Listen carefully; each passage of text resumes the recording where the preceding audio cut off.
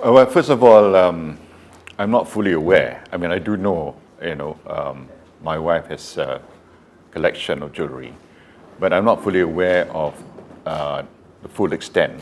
Yeah. Secondly, the list that was seized were not given to us, so we do not know the specific items. Okay.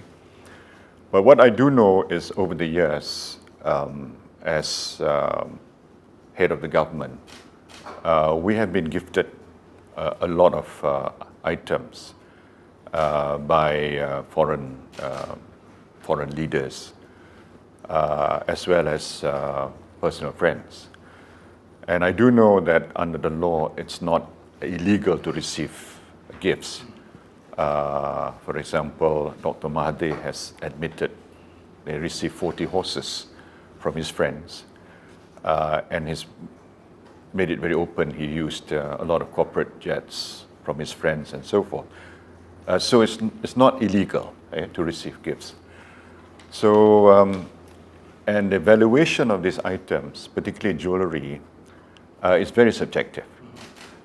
It depends on the source of the stones. It depends when they were gifted, or even when they were purchased.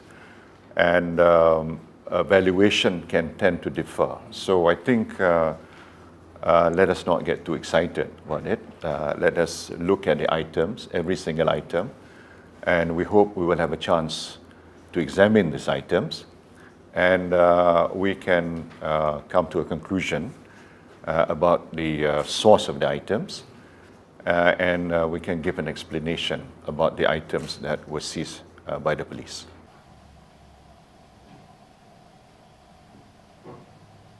Well, she was surprised, and how in terms of how many items? Yeah, our items and particularly valuation, because she doesn't believe that they come to that amount.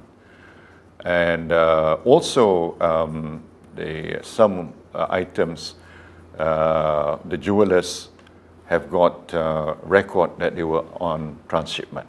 So we need to identify these items that were on transshipment as well. Transshipment as in what? In other words, it's just been parked for viewing, Right. and later on sent out again, you see. And I know at least a couple of jewelers have come forward to say that they are part of this. But let us not, as I said, jump to any conclusion at this stage. Let us examine the items individually, because up to now, we have not seen the full list that was seized by the police.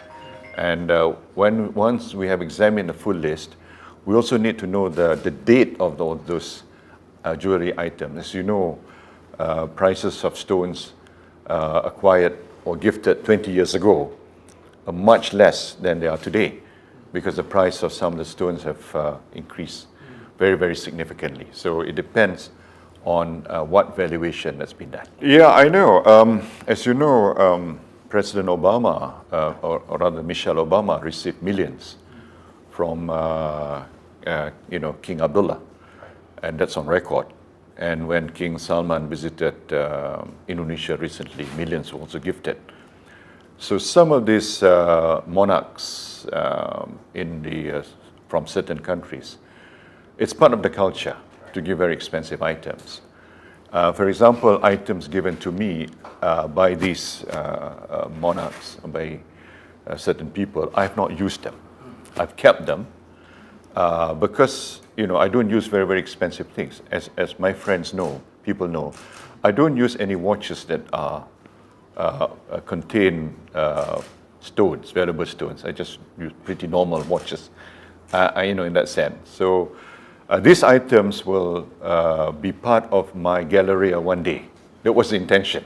They will be on exhibit because really those things I've never used. I know, for example, some very expensive rings were given, but I've never used them because I know they're expensive, and I know as a leader I shouldn't use them, and they will not be used, and they will be part of if you like, a kind of a gallery one day that will be shown to the public.